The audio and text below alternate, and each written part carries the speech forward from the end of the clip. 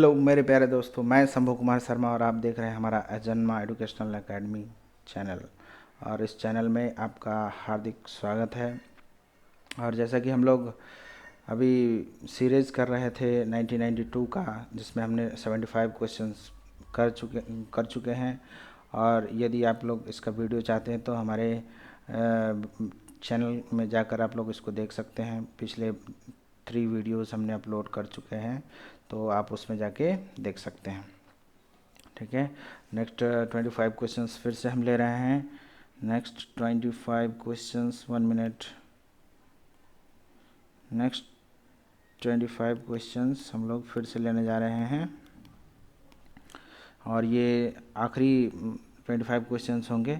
और इसके बाद हम लोग 1993 पर चलेंगे और उसका अच्छे से उसको विस्तृत जानकारी देते हुए उसको ख़त्म करेंगे फिर से।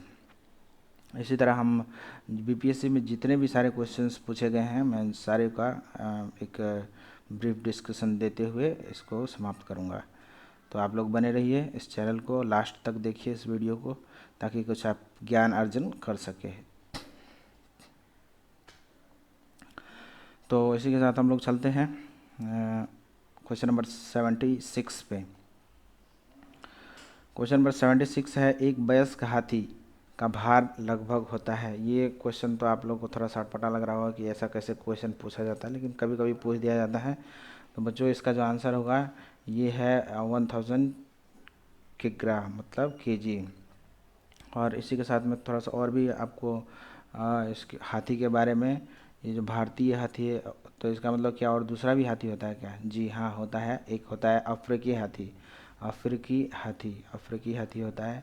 और दूसरा थोड़ा सा और हम जानकारी इसमें पता करेंगे कि जो हाथी का, मान लीजिए यहाँ से पूछ लिया जाता है कि हाथी के बच्चे जब जन्म लेते हैं वो उसका कितना वेट होता है, तो बच्चों उसका वेट जो होता है 104 केजी के आसपास होता है। और एक रोचक बात बताऊं मैं आप लोग को कि जो हाथी जो गर्भ धारण करता है, मतलब बच्चा देने के लिए, तो ये अपने गर्भ में हथिनी जो होती है, ये आपको मैं बता दूं कि 22 महीने तक अपने गर्भ में रखती है इसको। नॉर्मली जो जानवर के बच्चे होते हैं वो देखते होंगे, जैसे गाय है या मनुष्य भी है, ये सारे कितने 9 मंथ तक घर में रखते हैं। तो ये एक विस्तृत जानकारी थी आप लोग के लिए। और इसी के साथ हम लोग चलते हैं नेक्स्ट क्वेश्चन।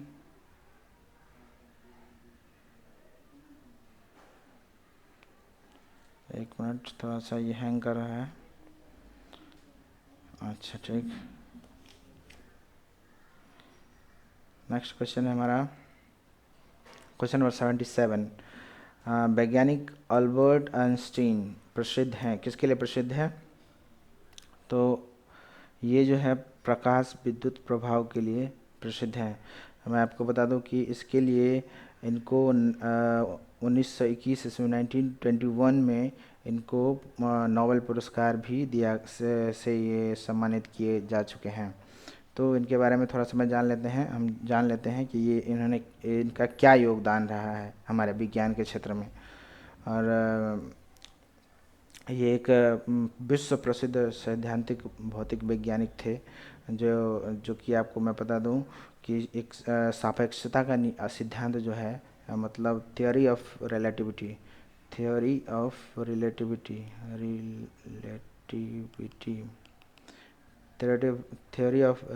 का सिद्धांत दिया था, जिसको हिंदी में बोलते हैं सापेक्षता का सिद्धांत। और दूसरा इन्होंने क्या दिया था कि द्रव्यमान ऊर्जा का समीकरण। द्रव्यमान जैसे आप पढ़े होंगे, बहुत फेमस है ये, E = mc²। तो इनका भी इन्होंने ही दिया था। ये विस्तृत जानकारी है आप लोगों के लिए, तो आप लोग याद कर लीजिएगा इसको। ये हमने 76 कर लिया, 77। अब नेक्स्ट चलते हैं हम लोग 78 पे। शीघ्रोत्पादी रिएक्टर है बिजली पैदा करने वाला एक नाभिकीय रिएक्टर जो बिजली उत्पन्न करता है। तो बच्चों, ये है इसके द्वारा इस्तेमाल की गई फिनाइल सामग्रियों को जलाने और उन्हें पुनः उत्पन्न करने के द्वारा। ये है आपको अब शीघ्रोत्पादी रिएक्टर होता क्या है? वो एक प्रकार है जिसमें परमाणु ईंधन जलता है, ठीक है, और उससे कहीं अधिक पुनः उसमें उत्पन्न हो जाता है। तो ये चीज़ याद रखिएगा आप लोग। इसको एक फास्ट ब्रीडर रिएक्टर भी बोलते हैं, इसको जो इंग्लिश में बोलते हैं fast breeder, BREADER breeder reactor इसको बोलते हैं। तो ये चीज़ याद रखिएगा आप लोग। नेक्स्ट हम लोग चलते हैं 79 क्वेश्चन पे। पास्चराइजेशन एक प्रक्रिया है जिसमें क्या होता है कि ऑप्शन नंबर सी, दूध को पहले बहुत देर तक गर्म किया जाता है और एक निश्चित समय में अचानक ठंडा कर लिया जाता है, जिसको पास्चराइजेशन भी कहते हैं। ये पास्चराइजेशन का डिफिनेशन है, तो ये याद रखिएगा आप लोग। ऐसे होता है तभी दूध को पास्चराइज्ड माना जाता है। तो इसी के साथ हम लोग चलते हैं क्वेश्चन नंबर 80 पे, ठीक है। अब ये एम्फीबिया बताता है, क्या बताता है? ये तो सिंपल क्वेश्चन है कि सॉरी, आंसर नंबर डी, जल एवं स्थल दोनों पर ही रह सकने वाले पशु को क्या बोलते हैं? एम्फीबिया बोलते हैं। इसका एग्जाम्पल जो मेढक हुआ ये होता है, और भी होते हैं। जैसे मछली है तो ये इसका एग्जाम्पल नहीं होगा, क्योंकि मछली को जल चाहिए ही, तभी वो हो सकता है। जैसे मेढक हो गया, सांप भी कभी कभी इसमें ले लेते हैं। तो ये चीज़ याद रखिएगा आप लोग, एम्फीबिया बोलते हैं उसको इंग्लिश में। तो कहीं कहीं आप लोग देखते हैं कि इंग्लिश वर्ड भी पूछ लिया जाता है, तो इसलिए आप लोग हिंदी और इंग्लिश दोनों को याद करके चलेंगे, ठीक है। चलिए नेक्स्ट क्वेश्चन 81। मलेरिया के संबंध में कौन सा कथन सत्य नहीं है? तो मलेरिया के कथन में कौन सा, हाँ, यह एक एक करके ऑप्शन देखते हैं इसमें। यह परोपजीवी कीट द्वारा पैदा की जाने वाली बीमारी है, सही है। यह मच्छरों द्वारा फैलाई जाती है, एकदम सही है। यह दलदली क्षेत्रों में अधिकतर होती है, एकदम सही है। इसके इलाज में क्लोरोक्विन का उपयोग होता है, ये भी सही है। तो इसमें आंसर क्या होगा? बच्चों आपको जो आंसर दिया गया है बुक्स में वो ये दिया गया है, लेकिन ये इसका आंसर नहीं होगा, इसमें सारे सही हैं।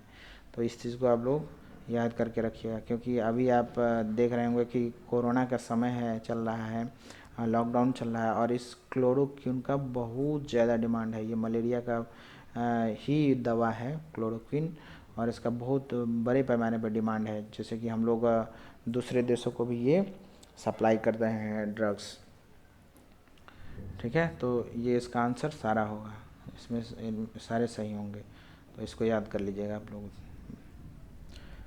चलिए नेक्स्ट क्वेश्चन चलते हैं, क्वेश्चन नंबर 82। पृथ्वी तक पहुंचने के लिए सूर्य से चला प्रकाश समय लेता है लगभग 8 सेकेंड। ये कहीं कहीं आपको 8 सेकेंड 20 सॉरी नहीं, गलत, 8 सेकेंड नहीं, 8 मिनट, और कहीं कहीं आपको 8 मिनट 20 सेकेंड भी दे दिया जाएगा। तो इस चीज़ को देखिएगा आप लोग, ये अप्रॉक्सीमेटली 8 मिनट हम लोग मान के चलते हैं, ठीक है। अब हम लोग नेक्स्ट चलते हैं क्वेश्चन नंबर 83 पे। क्वेश्चन नंबर 83, स्टेनलेस स्टील मिश्र धातु है। अब स्टेनलेस स्टील जो मिश्र धातु है किसका है? ये है बाबू आप लोगों को लोहे और क्रोमियम, लोहा और क्रोमियम, जिसमें कि क्रोमियम जो होता है ये 75% इसका मात्रा होता है। इसमें जंग जल्दी नहीं लगता है, जल्दी क्या लगता ही नहीं है। यदि थोड़ा बहुत कहीं कसर होता है तो लग सकता है, देखते होंगे आप लोग, जिसमें लोहे का मात्रा ज़्यादा होगा तो फिर लग सकता है, लेकिन स्टेनलेस स्टील में इतना % इसका मात्रा होता है। ये चीज़ याद रख लीजिएगा आप लोग, ठीक है। क्वेश्चन नंबर हम 84 में चलते हैं। भौतिक परिवर्तन का एक उदाहरण है। भौतिक परिवर्तन का क्या उदाहरण है? देखिए पहला ऑप्शन क्या है, हवा में चांदी के बर्तनों को काला होना, ये नहीं है भौतिक परिवर्तन। एक केमिकल रिएक्शन हो रहा है, मोमबत्ती का जलना, ये भी दूसरा रिएक्शन केमिकल रिएक्शन जैसा ही हो रहा है। दूध में ये बायोलॉजी का रीजन है, ये दूध में दही का बनना जो लैक्टोबैसिलस होता है उसके कारण दूध से दही जमता है। तो आंसर क्या होगा इसका? पानी में चीनी का घुलना, ये भौतिक परिवर्तन है। Answer is this, right. Next question number 85। तब कोई प्रतिक्रिया नहीं होती है जब भाप गुजरती है। किसके ऊपर से? तांबे के ऊपर से जाएगी तो रिएक्शन होगा, लोहे के ऊपर जाएगी तो कुछ होगा, उसमें जंग लगने का डर रहता है। ये कार्बन के ऊपर से भी जाता है तो वो कार्बन एब्जॉर्ब कर लेता है उसको, तो ये प्रतिक्रिया हो सकती है। लेकिन एल्युमिनियम के ऊपर से यदि जाता है भाप तो उसको कोई फ़र्क नहीं पड़ेगा। इसलिए option number this is right. ठीक है। Question number 86। वैज्ञानिक इवान पावलोव किस क्षेत्र में अपने कार्यों के लिए जाने जाते हैं? ये जो पावलोव है ये जाने जाते हैं, आपको मैं बता दूं कि ये जो पावलोव है, आप लोग बता सकते हैं इसका आंसर? जी, इसका है, ये एक मनोवैज्ञानिक थे, ये प्रायोगिक मनोवैज्ञानिक इनका है। तो ये चीज़ याद कर लीजिएगा। ये उस समय का क्वेश्चन था, ये सब पूछा नहीं जाएगा आपसे, लेकिन मैं फिर भी जानकारी के लिए बता दे रहा हूँ। क्वेश्चन नंबर 87 में चलते हैं हम। निकोलस कॉपरनिकस प्रसिद्ध है, किसके लिए प्रसिद्ध है बताइए? देखिए, यह बताने के लिए कि सूर्य के चारों ओर चक्कर लगाते हैं, ना कि पृथ्वी के। ये इन्होंने ही बताया था कि जो सूर्य के चारों ओर चक्कर लगाते हैं, ना कि पृथ्वी के। ठीक है, तो ये चीज़ याद कर लीजिएगा।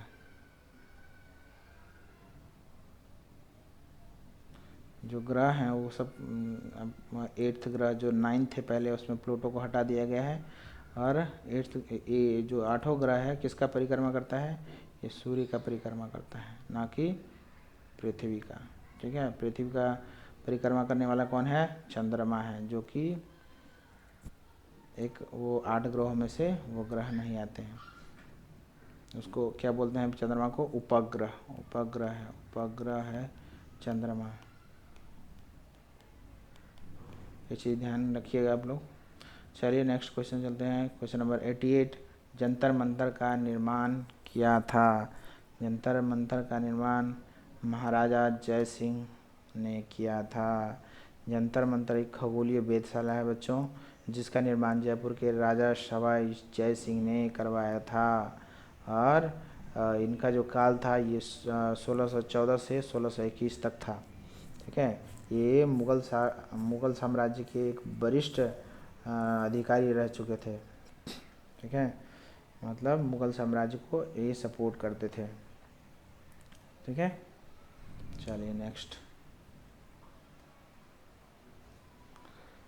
Question number 89। सबसे अधिक तेल निर्यातक देश है? कौन सा देश है सबसे अधिक तेल निर्यातक? सऊदी अरब। बच्चों, भारत भी यहाँ से तेल मंगवाता है, यहाँ से भी मंगवाता है, लेकिन जो सबसे बड़ा निर्यातक है ये सऊदी अरब ही है। ठीक है, क्वेश्चन नंबर 90 पे चलते हैं।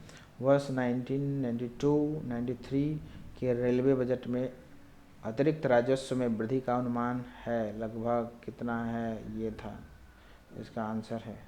तो इसे याद कर लीजिएगा आप लोग, इसे पूछा नहीं जाएगा, ये सब याद नहीं करना है आप लोग, बस एक बार दिमाग में डाल लीजिए कि क्या था बस। ठीक है, 91। Question number 91। भारत सरकार के राजस्व का प्रधान स्रोत है, क्या स्रोत है? ये प्रत्यक्ष कर है, अप्रत्यक्ष कर है, घाटा पूर्ति है, रिजर्व बैंक से उधार लेना, क्या है? तो ये सबसे बड़ा जो राजस्व का स्रोत है ये है अप्रत्यक्ष कर। कुछ लोग पूछेंगे कि सर ये अप्रत्यक्ष कर होता क्या है? तो बच्चों, वह कर जिसे सीधे जनता से नहीं लिया जाता, किंतु उसका बोझ जनता पर ही पड़ता है। जैसे कि आप लोग होटल में खाते होंगे तो उस पर जो जीएसटी लगता है, ये पहले ये वैट लगता था, तो ये सारे चीज़ क्या है? अल्टीमेटली आप ही से लिया जाता है, लेकिन इनडायरेक्ट रूप में लिया जाता है, तो इसको बोलते हैं अप्रत्यक्ष कर। और एक क्या होता है? प्रत्यक्ष कर। प्रत्यक्ष कर क्या होता है? जो आपसे डायरेक्ट लिया जाता है, मतलब जैसे आपके जैसे अपना आपका नगर निगम आपका घर का टैक्स लेता है, आपका ज़मीन का टैक्स लेता है जैसे गांव में, तो ये सारे चीज़ डायरेक्ट टैक्सेस में आते हैं। ठीक है, ये चीज़ ध्यान रखिएगा आप लोग। क्वेश्चन नंबर 92 में चलते हैं हम। पंचवर्षीय योजना की कौन सी अवधि सत्य नहीं है? देखिए, वैसे मैं बता दे रहा हूँ आपको कैसे कैसे स्टार्ट हुआ था। इसका आंसर तो वैसे डी है। आप लोग लिख सकते हैं तो लिख लीजिए, मैं आपको एक बार डिक्टेट कर दे रहा हूँ कि फर्स्ट जो हुआ था 1951 से 56 में हुआ था, जो कि कृषि के लिए फेमस था। सेकंड में हम लोग 1956 से 61 तक आए थे, जो जिसमें औद्योगिकरणों का बहुत विकास हुआ था। फिर थर्ड में आए थे 1961 से 66, जो कि हम लोग को स्वावलंबी और अर्थव्यवस्था उसका मेन की था। ठीक है, वैसे ही फोर्थ आया हमारा 1969 से 74 तक आत्मनिर्भरता की प्राप्ति के लिए हुआ था। फिर 1974 से 79 तक 1974 टू 79 तक गरीबी उन्मूलन, ठीक है, ये इसका उद्देश्य था। फिर 1980 से 85 में आया छठवां रोजगार सृजन के लिए। फिर सातवां आया हमारा 1985 से 90 तक आत्मनिर्भर अर्थव्यवस्था के लिए। फिर एट्थ आया 1992 से 97 तक कृषि एवं विकास के लिए। फिर नाइन्थ आया हमारा 1997 से 2002 तक, जो कि न्यायपूर्ण वितरण के लिए था। ठीक है, फिर 10वां आया हमारा 2002 से 2007 तक, जो कि सामाजिक न्याय एवं समानता के लिए था। फिर 11th आया हमारे पास 2007 से 2012 तीव्र एवं समावेशी विकास के लिए। ये चीज़ याद रखिएगा, ये सब इम्पोर्टेंट है, पूछ लिया जाएगा आपको। हाँ ठीक है। 12th में आया हमारा, मतलब 12वीं में जो आया पंचवर्षीय योजना, वो 2012 से 2017 तक त्वरित समावेशी विकास। उसके बाद हम लोगों का ये जो था बंद हो चुका है, अभी अभी नहीं कोई पंचवर्षीय योजना नहीं आया है। ये एनडीए के द्वारा तत्कालिक इसको बंद किया गया था, अब देखिए कब आता है, तो ये चीज़ याद रखिएगा आप लोग। और ऐसा कौन सा पंचवर्षीय योजना है जिसमें केवल 4 वर्ष की थी, बता सकते हैं आप लोग? जी, ये जो है ये पाँचवीं फिफ्थ जो है आपका पंचवर्षीय योजना, ये 4 साल के लिए ही था, 4 इयर्स के लिए, मतलब 4 साल में ख़त्म हो गया था। चलिए नेक्स्ट हम लोग चलते हैं क्वेश्चन नंबर 93। वर्ष 1991 का डेविस कप जीता था, कौन जीता था? ये बाबू ये फ्रांस जीता था। ठीक है, डेविस कप किससे संबंधित है, ये क्वेश्चन पूछा जा सकता है आपसे। तो बच्चों ये क्वेश्चन पूछा जा सकता है आपसे, यह टेनिस से संबंधित खेल था। किससे था ये? टेनिस से संबंधित खेल था। ठीक है, अब हम चलते हैं 94, क्वेश्चन नंबर 94। किस खेल के लिए थॉमस कप पुरस्कार दिया जाता है? थॉमस कप जो दिया जाता है बैडमिंटन के लिए दिया जाता है। किसके लिए दिया जाता है? बैडमिंटन के लिए। अच्छा, एक चीज़ और चीज़ मैं बताना चाहूँगा, जो क्वेश्चन नंबर 93 है उसमें आप एक ट्रिक लिख सकते हैं, जिसमें आपको पता लगेगा कि कौन कौन से कप जो हैं वो टेनिस के लिए खेला जाता है। तो आप लोग याद कर लीजिएगा, जयराम बना राज, जयराम बना राज। अब थोड़ा सा मैं इधर लिख ही दे रहा हूँ। जयराम बना राज, इसमें जो ट्रिक है इसको याद रखिएगा, जय लक्ष्मी कप है, जय लक्ष्मी कप। ऐसे ही ये है रामानुज कप, रामानुज कप। और फिर आप चलिए, ये वो है, इससे क्या है, वर्ना वेलेक कप, वर्ना वेलेक कप, वर्ना वेलेक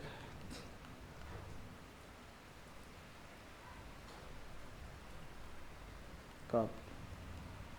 ठीक है, और राज से राजकुमारी राजकुमारी चैलेंजर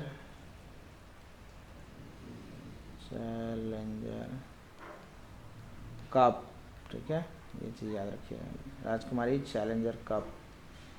ये ट्रिक्स है, इस ट्रिक्स को याद करिएगा, इससे आपका सारा इंक्लूड हो जाएगा जो टेनिस से संबंधित खेल हैं। ऐसे ही हम चलते हैं कि थॉमस कप जो है इसका क्या ट्रिक है। थॉमस कप मतलब अब जो बैडमिंटन खेला जाता है उसका उससे संबंधित कौन कौन से कप हैं। तो दीवाना सुर थमके नाच, दीवाना सुर थमके नाच, एक मिनट, थमके नाच, ये इसका है ट्रिक। और इसमें आप लोग लिख सकते हैं जो अमृत दीवान कप, अमृत दीवान कप, दीवान कप। इसे ही हमारा चलते हैं सुर, है ना, सुधी रमन कप, सुधी रमन कप। ठीक है, ये चलती है थॉमस कप, जो कि अभी इसमें पूछा गया है, थॉमस कप। सिमिलरली यहाँ पर 9 से क्या होगा, नारंग कप, नारंग कप। और 4 से चड्डा, चड्डी नहीं, चड्डा, चड्डा कप, चड्डा कप। ठीक है, ये याद कर लीजिए आप लोग। चलिए नेक्स्ट, प्रथम एशियाई खेल हुए थे, कहाँ हुए थे, प्रथम एशियाई खेल नई दिल्ली में हुए थे, इसको याद कर लीजिए। क्वेश्चन नंबर 96, संसार का सबसे बड़ा स्टेडियम अवस्थित है, कहाँ पर अवस्थित है, ये बाबू चेकोस्लाविया, जो अभी बटकर चेकोस्लाविया बट चुका है। और मैं आपको बता दूं कि चेकोस्लाविया 2 खेमों में बट गया है, लेकिन बिना इसी किसी युद्ध के। एक था इसका चेक गणराज्य, पढ़ेंगे होंगे आप लोग, चेक गणराज्य, और दूसरा था दूसरा क्या है, स्लोवाकिया। ये 2 कास्ट है, ये कास्ट बोलते हैं, अब क्या बोलते हैं उसको, जनजाति, वो है, वे दो इसलिए 2 खेमों में बट गया था बिना युद्ध के, कोई मतलब सबके सहमति से। ठीक है, अब चलते हैं हम क्वेश्चन नंबर 97, प्रकाश पादुकोण किस क्षेत्र से के संबंधित है। ये है बाबू आपको बैडमिंटन से संबंधित है, प्रकाश पादुकोण। ठीक है, next question number 98, Durand cup किस खेल से संबंधित है। तो ये भी क्वेश्चन आपको याद रखना पड़ेगा, डुरंड कप किससे है, फुटबॉल से। ठीक है, तो चलिए आपको मैं फिर से एक ट्रिक दे रहा हूँ कि फुटबॉल के कप कौन कौन से हैं। ये लिखिए, रोज में आकर सुर से आम तोड़े,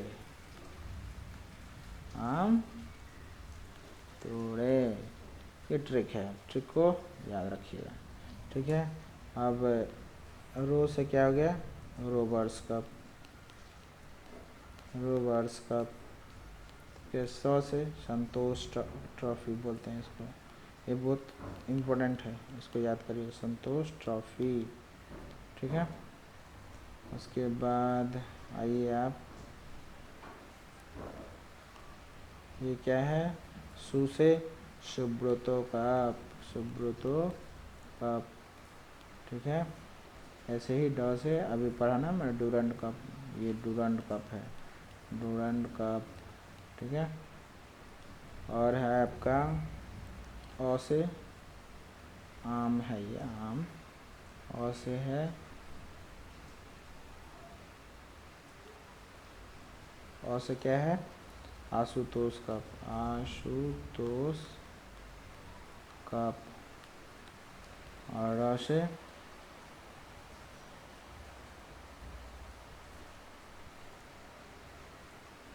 सॉरी मौ से होगा, मौ से होगा मॉडेला कप, मॉडेला कप। ये ट्रिक है, आपको इसको याद रखना है, तो इस तरह से आप याद कर सकते हैं इसको। चलिए नेक्स्ट क्वेश्चन नंबर 99। भारत और ऑस्ट्रेलिया के बीच हाल ही में खेली गई क्रिकेट मैच श्रृंखला से के संबंध में कौन सा कथन सही है? बच्चों, ये जो था हाल ही में खेला गया था, इसमें 5वें टेस्ट में रवि शास्त्री जी ने शतक लगाया था। ये सब करंट का क्वेश्चन है, इसको याद नहीं करना आपको, नहीं कभी पूछेगा। सिमिलरली वे लिम्बाराम ने किस खेल में अंतर्राष्ट्रीय ख्याति प्राप्त की है? ये तीरंदाजी के लिए फेमस थे, तो ये चीज़ याद कर लीजिएगा। इस तरह हमने देखा कि 100 क्वेश्चन इजीली तरीके से इसको सॉल्व किया। बस एक बार आपको वीडियो देखना है, दोबारा नहीं देखना है, ठीक है। और आगे अब जो क्वेश्चंस आएंगे तो देखेंगे आप लोग, बहुत टेक्निकल क्वेश्चन बाद में पूछा गया। इसमें पहले तो बहुत इजी क्वेश्चन दिया गया था, लेकिन अब का जो क्वेश्चन सब आएगा उसको हम लोग अच्छी तरह से देखेंगे, और जो कि बहुत अच्छे लेवल का क्वेश्चन मिलेगा आपको धीरे धीरे आगे बढ़ते जाएंगे तो, ठीक है, जिस पे हम लोग विस्तृत डिस्कशन करेंगे। तो बच्चों, इसी के साथ हम लोग इसको समाप्त करते हैं।